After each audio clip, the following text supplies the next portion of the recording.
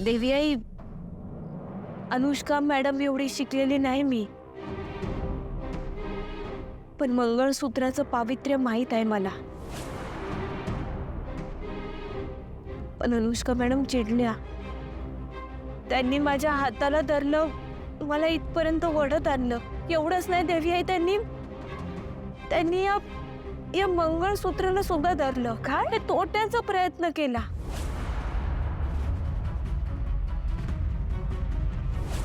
ना देवी आई, भलेही हे खोटं मंगळसूत्र का असेना, पण हाय तर मंगळसूत्रच ना. आता काही दिवसात ह्यांच्या गळ्यात बी मंगळसूत्र येईल, ते बी खरं. मग मंगळसूत्राचं पावित्र्य कसं राखावं यो विचार कसा येत नाही यांच्या मनात. बापरे, तोंडावर खोटं बोलतीये ही मुलगी. एक मिनिट, आपण आत्ता इथे खरं खोटं करूया.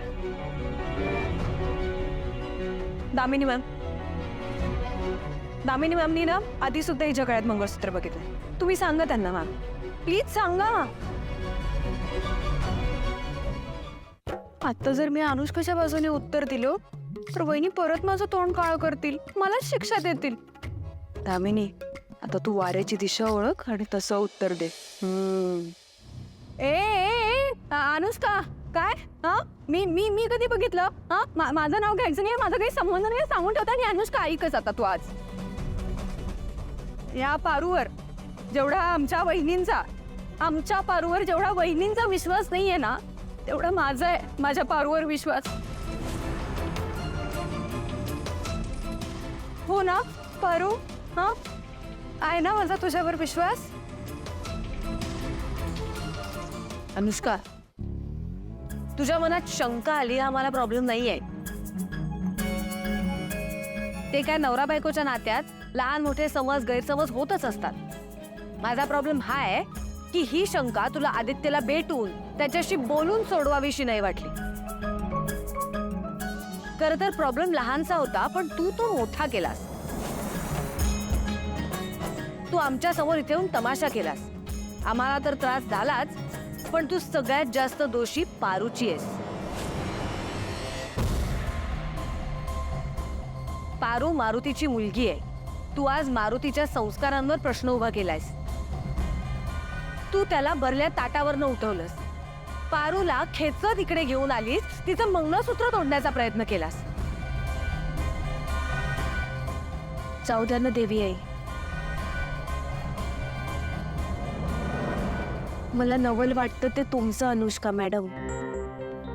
आजपर्यंत तुम्ही तुमचा तोल ढळू दिला नाहीत, तुमच्या मर्यादा तुम्ही सोडल्या नाहीत. पण मग आज तुम्ही असं का बरं वागलात? नाही म्हणजे मला तुमच्याकडे बघून लय भारी वाटायचं. तुमचा शांत स्वभाव आवडायचा मला. पण आज तुम्ही म्हणजे तुमचं वागणं बघून माझ्या डोक्यात विचार आला की याच त्या अनुष्का मॅडम आहेत का?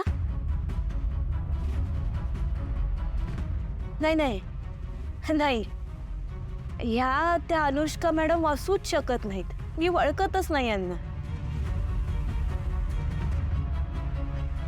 अनुष्का मॅडम, तुम्ही असं का वागला ते मला नाही माहिती, पण मला असं वाटतंय की तुम्हाला कसली तरी भीती वाटतेय.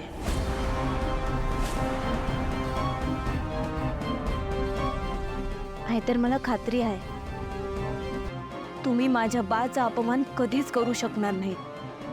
तुम्ही माझ्या बाबतीत सुद्धा असं कधी बी वागला नसतात, खात्री आहे मला.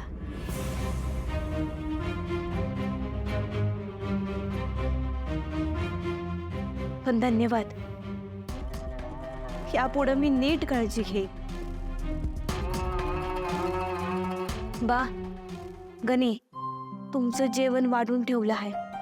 भूक लागली असेल ना, तुम्ही आधी जेवून घ्या. हा,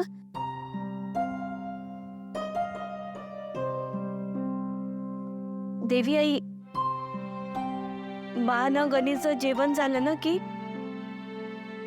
की मंगळसूत्र काढून ठेवीन मी. आलेच. पारू थांब.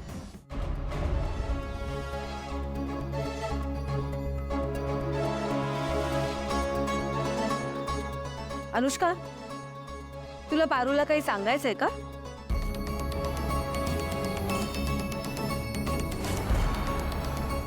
नाही नाही अनुष्का, ॲक्च्युली तू इथे नवीन आहेस म्हणून तुला कळलं नसेल, पण आई तुला पारूची माफी मागायला सांगते.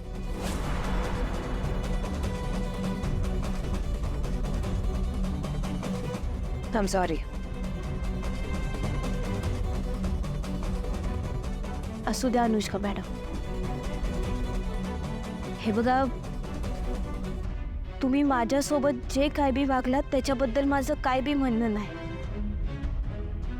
पण आज तुम्ही माझ्या बाचा अपमान केला आहात. गनीला न माझ्या बाला भरलेल्या ताटावरनं उठवलं आहे तुम्ही, आणि हे लई मोठं पाप आहे. आणि तुम्ही विसरू नका, तुम्ही या घरची वनारी सोन आहात.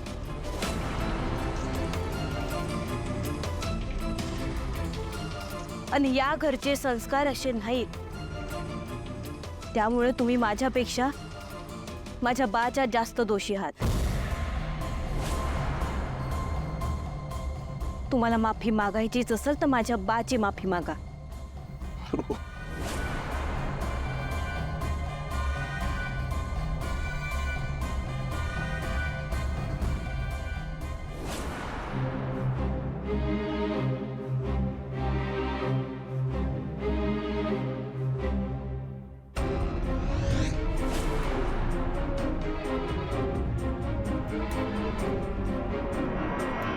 मला माफ करा मारुती मामा.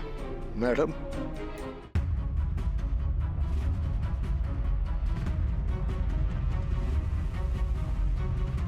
चल बा.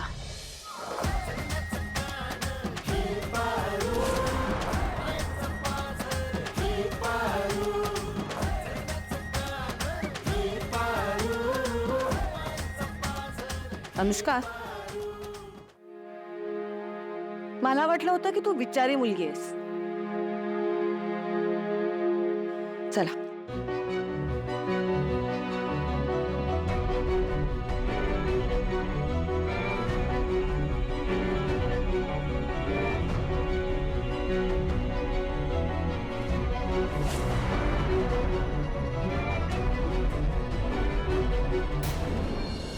अनुष्का मॅडम समजतात ते काय स्वतःला.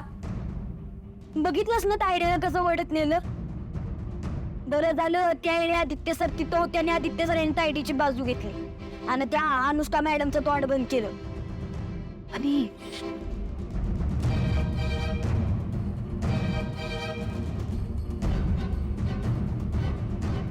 सुमन बघितलं, आज खूप मोठं बालन आलं होतं. तुझी पुण्यही कामी आली.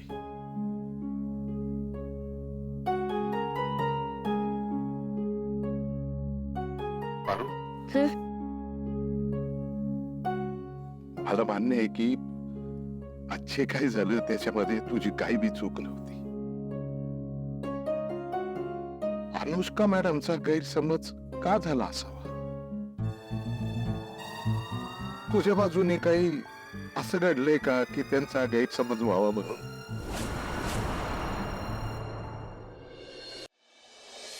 हे बघ पोरी, जरी त्याचा गैरसमज झाला असला ना तरी ते मालक आहेत आपले. आपण नोकर आहोत. त्यांना जे काही वाटलं ते त्यांनी बोलून दाखवलं. त्याचं तू वाईट वाटून नको घेऊ.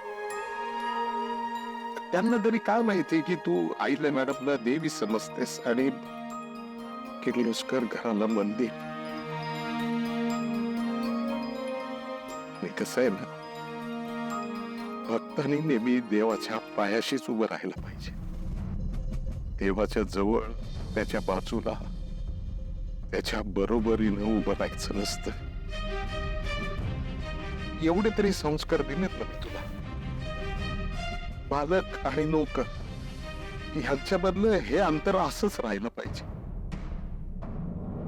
कसं आहे ना भाऊ, स्वप्नात सुद्धा आपण त्यांच्या बरोबर नातं जोडूच शकत नाही. ते तर सोड, पण त्यांची सावली सुद्धा ओलांडू शकत नाही, कारण आपली लायकीच नाही ना ते.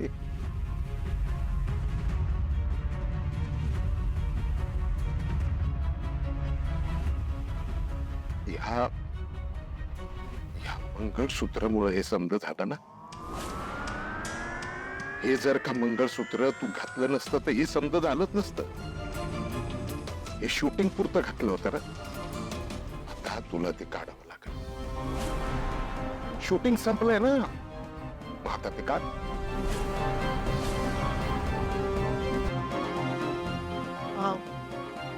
हा, तू नको ना काळजी करूस, आता काय बी नाही होणार. विषयाची परीक्षा नको. आणि तसंही लग्नाच्या आधी मंगळसूत्र घालायचंच नसतं, त्यामुळे हे मंगळसूत्र तू काढ. कमी काढू. नाही ना बाब, मी काढते ना.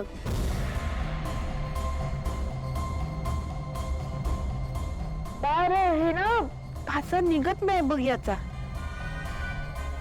अडकला आहे बहुतेक. मी प्रयत्न करतेय. बा ऐक ना, मी काय म्हणते, तुम्ही जेवून घ्या ना. मी थोड्या वेळानं काढीन मंगळसूत्र. मीच काढतो ते. दादा, तुम्ही काय करताय ते तुम्हाला तरी कळतंय का? शूटिंग मधलं असलं ना तरी मंगळसूत्र आहे ते. आणि बापाने आपल्या मुलीच्या गळ्यातलं मंगळसूत्र कधीच काढू नये, खोटं असलं तरी पण. गडी, भारती दादा, तुम्ही भरल्या ताटावरून उठलात ना, जेवून घ्या बघूया. अहो, हे मंगळसूत्र आम्हा बायकांचा विषय. मी बघते ना त्या मंगळसूत्राचं काय करायचं ते. काही कर, बरं हिच्या गळ्यातलं मंगळसूत्र आधी का.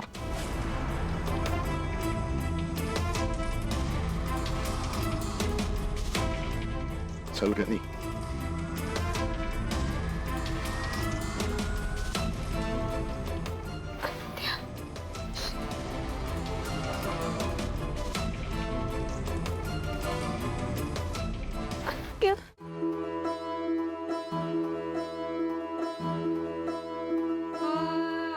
पारूच्या गळ्यातलं मंगळसूत्र हे आदित्य बाबांचं सुरक्षा कवच आहे. पार्वतीचा जीव जरी गेला ना तरी आदित्य सरांच्या जीवासोबत खेळण्याचा धोका पत्करणार नाही. पण एवढं झाल्यावर पण ही आता मंगळसूत्र घालेल तरी कशी?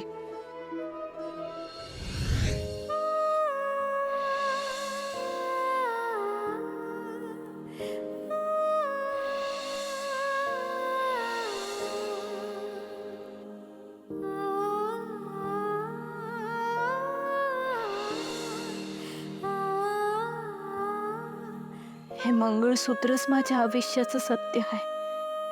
पण आता अनुष्का मॅडम गप्प बसणार नाही. आज तर मी फोटोशूटच्या नावाखाली थाप मारून नेली, पण प्रत्येक वेळी असं करणं शक्य होणार नाही.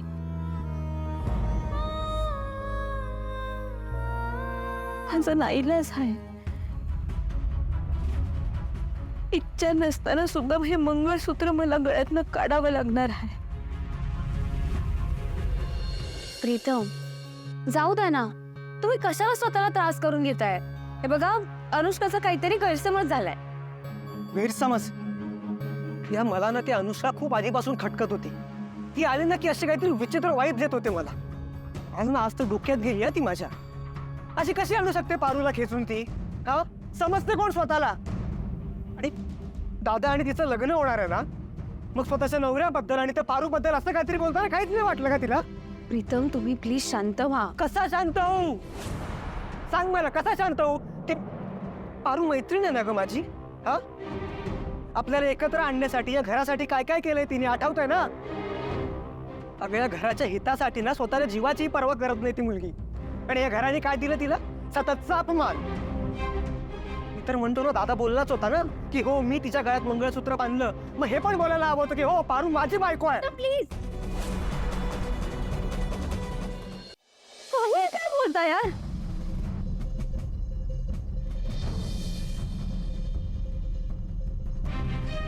बघा, तुम्ही रागात आहात म्हणून बोलून गेलात, पण हे असलं तुमचं बोलणं जर आईने किंवा अनुष्काने ऐकलं तर काय होईल माहितीये तुम्हाला? हे बघा, आदित्य दादांची अनुष्का होणारी बायको आहे आणि पारू फक्त एक मैत्रीण आहे, हेच सत्य आहे. तुम्ही उगाच स्वतःला विनाकारण त्रास करून घेऊ नका. पण होतोय त्रास, काय करू, होतोय त्रास मला. ते बिचारा पारूवर जर अन्याय होणार असेल ना तर मला नाही सहन होत. आधी तिचं ते ब्रँड अँबॅसिडर पद काढलं आणि आता हे की या घरातल्या लोकांनी अन्याय कधी बघितलाच नव्हता आणि आता ते वरच्यावर होतं ना, म्हणून फ्रस्ट्रेशन येतं. हे बघा, तुम्ही प्लीज शांत. मला कळतंय की तुम्हाला खूप राग येतोय, त्रास होतोय, पण अशा परिस्थितीत आपणच शांत राहणं अपेक्षित आहे ना. मी काय म्हणते, आपण दोघं ना कुठेतरी फिरायला जाऊया, म्हणजे तुम्हाला बरं वाटेल. आता एवढं सगळं सुरू असताना कुठे जाणार आहोत आपण? आणि ती इच्छाच नाहीये काय करायची. कुठे म्हणजे? कुठेही जाऊ, जिथे मी आणि किमी आपण दोघेच असू. या सगळ्यांपासून लांब. बघा ना प्रीतम, आपण कुठेच गेलो नाहीये, किती दिवस झालेत. जाऊया ना, तुम्हाला पण बरं वाटेल. आणि मला तुमच्यासोबत टाइम स्पेंड करायचंय प्रीतम. पाहिजे तर 2 तासात परत येऊया. बरं ठीक आहे, जाऊया. प्रीतम आतापर्यंत दादा दादा करत होता, आता अचानक पारू पारू करायला लागला. शेवटी अहिल्याचाच मुलगा, याला हलक्यात घेऊन चालणार नाही.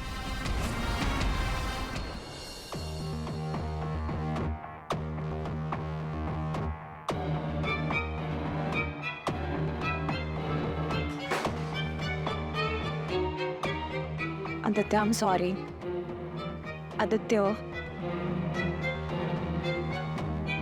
आदित्य प्लीज असं तोंड फिरवू नकोस ना प्लीज.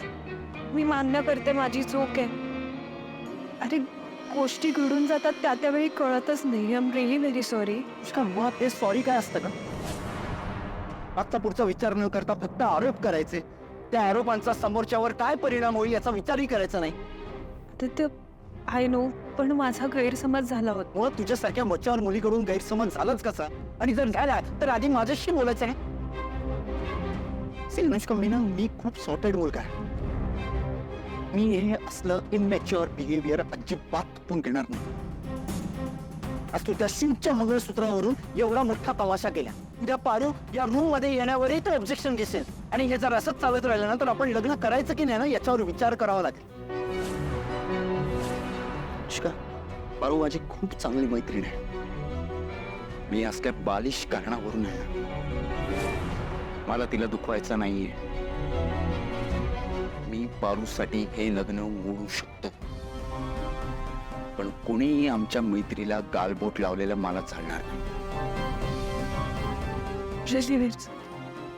Really sorry. प्लीज असं टोकाला जाऊ नकोस.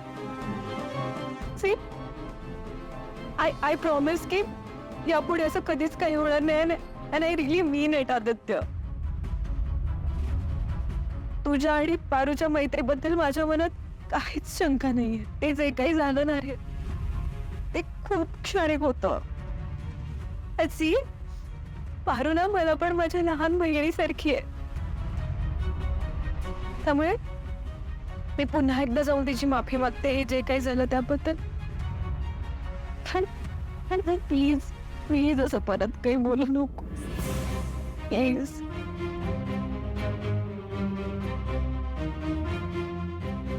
ओके, मला जायचंय.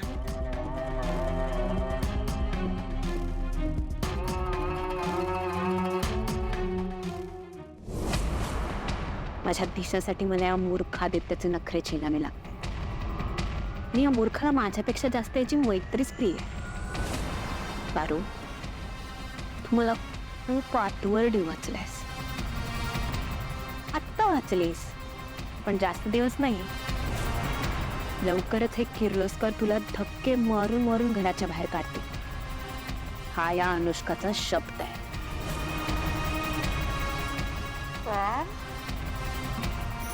प्रूफ